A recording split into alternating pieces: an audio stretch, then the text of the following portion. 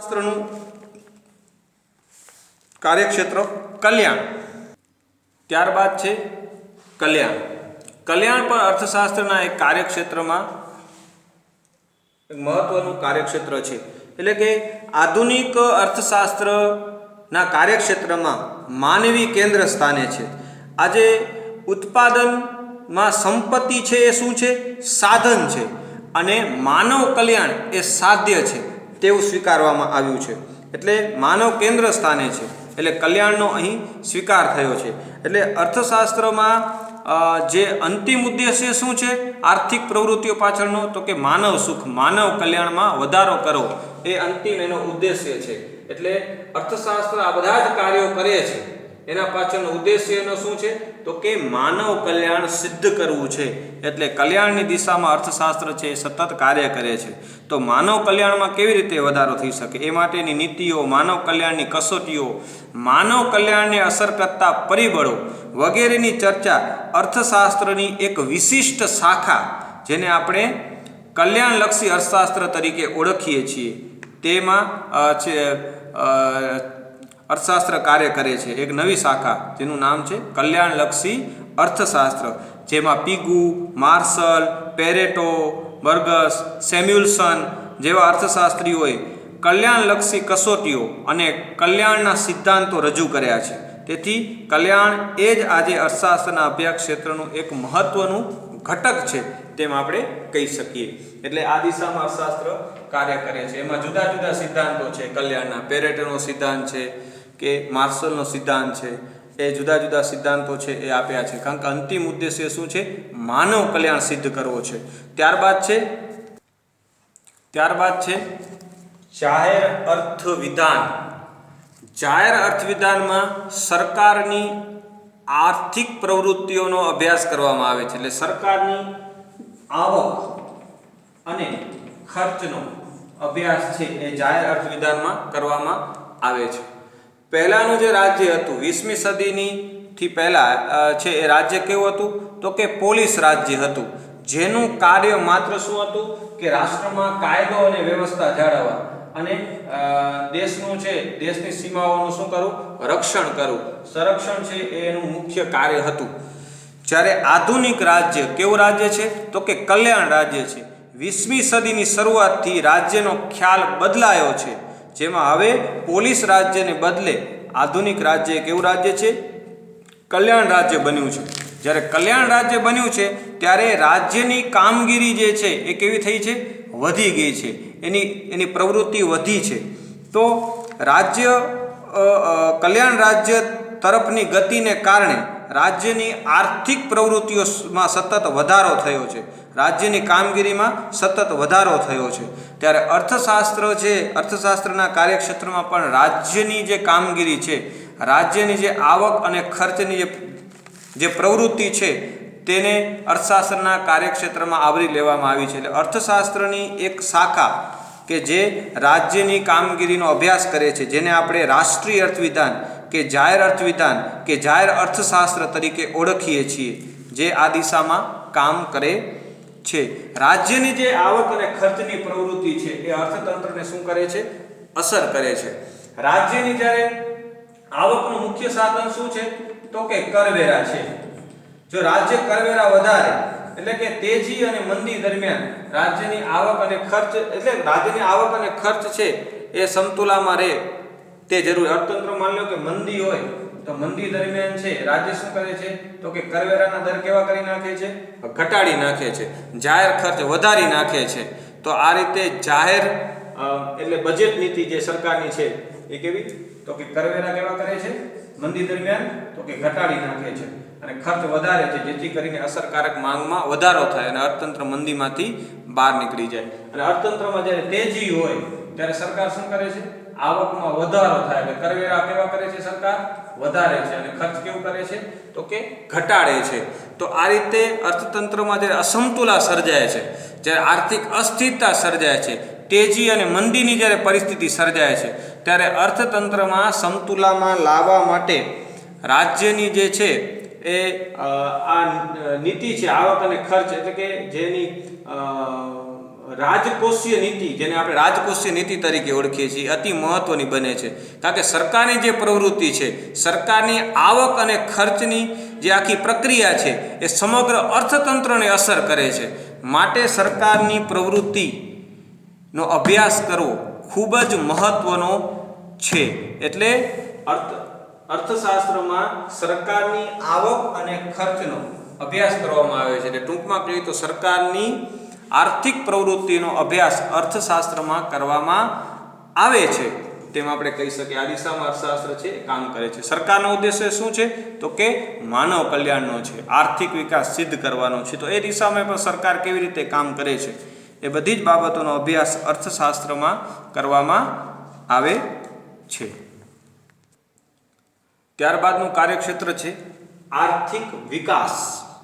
અર્થતંત્રનો આર્થિક વિકાસ સિદ્ધ કરવો, તે દિશામાં અર્થશાસ્ત્ર છે એ કાર્ય કરે છે. અર્થશાસ્ત્ર આ દિશામાં આર્થિક વિકાસ અને આર્થિક વૃદ્ધિના જુદા જુદા અનેક સિદ્ધાંતો છે એ વિકસાવ્યા છે. અને એક નવી જ અર્થશાસ્ત્રની શાખા છે આ દિશામાં કામ કરે છે. વૃદ્ધિ અને વિકાસનું અર્થશાસ્ત્ર છે એ અર્થશાસ્ત્રની વિકાસનું અર્થશાસ્ત્ર જે અર્થશાસ્ત્રની એક શાખા છે. એટલે કે આધુનિક અર્થશાસ્ત્રીઓ અર્થશાસ્ત્રને આ વિકાસનું અર્થશાસ્ત્ર તરીકે અર્થશાસ્ત્રને ઓળખાવે છે. એટલે 20મી સદીના મધ્ય ભાગથી આર્થિક વિકાસ અંગેની ઉત્તેજનાઓ સતત વધવા લાગી. વ્યક્તિ અને રાષ્ટ્ર, દરેક વ્યક્તિ અને રાષ્ટ્ર છે એ સારું જીવન જીવવા માટે આર્થિક રીતે વધુ સમૃદ્ધ બનવા માટે સતત પ્રયત્નશીલ રહે છે. જેના સમગ્ર લક્ષી સ્વરૂપને આપણે આર્થિક વિકાસ તરીકે છે ઓળખાવી શકીએ. એટલે કે માનવી છે એ સારું જીવન જીવવા માટે, એને સારું જીવન પ્રાપ્ત થાય, એની સુખાકારીમાં વધારો થાય, એ દિશામાં છે એ અર્થશાસ્ત્ર છે એ સતત કામ કરે છે. એટલે કે સૌપ્રથમ તો આર્થિક ઊંચું જીવન જીવવા માટે તો ઉત્પાદન કેવી રીતે વધારી શકાય એ દિશામાં અર્થશાસ્ત્ર કામ કરે છે. વધુ ને વધુ ઉત્પાદન, એટલે કે ઓછામાં ઓછા સાધને વધુ ઉત્પાદન મળે. એટલે કે સાધનો જે છે ઉત્પાદનના, એની ઉત્પાદકતા કઈ રીતે વધારી શકાય. અને સાધનોની જ્યારે ઉત્પાદકતામાં વધારો થાય ત્યારે કુલ ઉત્પાદનમાં શું થાય છે? કુલ ઉત્પાદનમાં વધારો થાય છે, વૃદ્ધિ થાય છે. ત્યારે એ પ્રક્રિયા આખી થાય છે જેને આપણે શું કહીએ છીએ? વૃદ્ધિ તરીકે ઓળખીએ છીએ. રાષ્ટ્રના કુલ ઉત્પાદનમાં વધારો થાય એટલે કે જીડીપીમાં વધારો થાય. કુલ ઘરેલું ઉત્પાદન છે, રાષ્ટ્રીય આવક છે કે એમાં જ્યારે વધારો થાય છે ત્યારે એને આપણે શું કહીએ છીએ? વૃદ્ધિ એવું નામ આપીએ છીએ. એ વૃદ્ધિ સિદ્ધ ક્યારે થાય? કે જ્યારે સાધનોની જે ઉત્પાદનના સાધનો છે એની ઉત્પાદકતામાં વધારો થાય ત્યારે. અને એ વધારો થાય એટલે કુલ ઉત્પાદન વધે, જેને આપણે આર્થિક વૃદ્ધિ તરીકે ઓળખીએ છીએ. એટલે આર્થિક વિકાસ માટે આર્થિક વૃદ્ધિ થવી જરૂરી છે. આર્થિક વૃદ્ધિ થશે તો એ વૃદ્ધિ છે એ વિકાસમાં પરિણમશે સમય જતાં. તો એ વૃદ્ધિ થઈ તો વૃદ્ધિ બાદ આર્થિક વિકાસ કેવી રીતે આપણે સિદ્ધ કરવો? તો એ વૃદ્ધિ થઈ, ઉત્પાદન થયું, એની યોગ્ય વહેંચણી થાય એ પણ જરૂરી છે. કુલ ઉત્પાદન છે એ સમાજના દરેક વ્યક્તિઓ સુધી પહોંચે તે જરૂરી છે. એટલે જ ટોડેરો કહે છે કે આર્થિક વિકાસ એટલે વૃદ્ધિ વત્તા પરિવર્તન.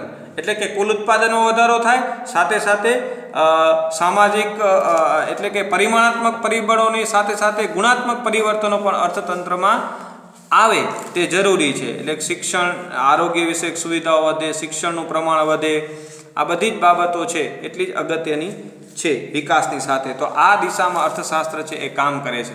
એટલે જુદા જુદા ખ્યાલો આવે છે. માનવ વિકાસ આંક, કે જેમાં આપણે જોઈએ છીએ કે શિક્ષણનો છે કે ખ્યાલ રાખવામાં આવે છે, આરોગ્ય વિષયક બાબતોનો પણ એમાં ખ્યાલ રાખવામાં આવે છે, અને કુલ ઉત્પાદન જે માથાદીઠ આવક છે એમાં વધારો થાય એનું પણ ધ્યાન રાખવામાં આવે છે. એટલે આ બધી બાબતો વધે, શિક્ષણનું પ્રમાણ વધે, આરોગ્ય વિષયક સુખાકારી લોકોની સુધરે અને માથાદીઠ આવક વધે તો માનવ જીવન છે એની સુખાકારીમાં શું થાય? વધારો થાય. તો આ સુખાકારી કેવી રીતે મેળવી શકાય? એમાં પણ રાષ્ટ્રમાં અસમાનતા ઘટે, દરેક વ્યક્તિનો એક સરખા પ્રમાણમાં સુખાકારીમાં વધારો થાય, એમાં કોઈ પણ પ્રકારના ભેદભાવ વગર ગ્રામીણ અને શહેરી વિસ્તારનો પણ સરખો વિકાસ થાય, સ્ત્રી પુરુષ દરેકનો વિકાસ થાય, એ દિશામાં અર્થશાસ્ત્ર છે એ વર્તમાનમાં કાર્ય કરી રહ્યું છે.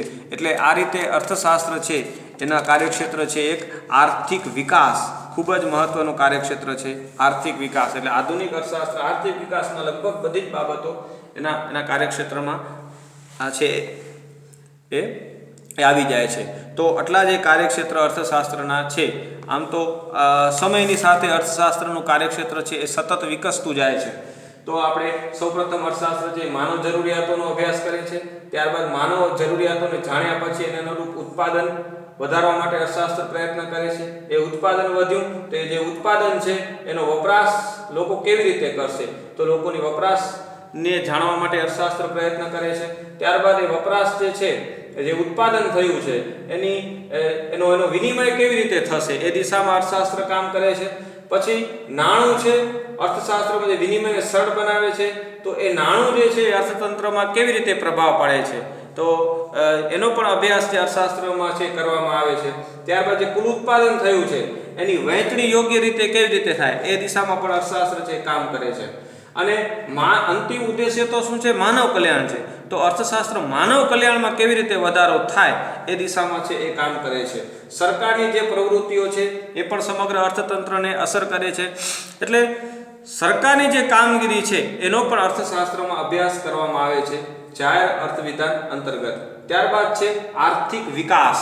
તો આર્થિક વિકાસ સિદ્ધ કેવી રીતે કરી શકાય એ માટે અર્થશાસ્ત્રમાં જુદા જુદા સિદ્ધાંતો વિકસાવવામાં આવ્યા છે.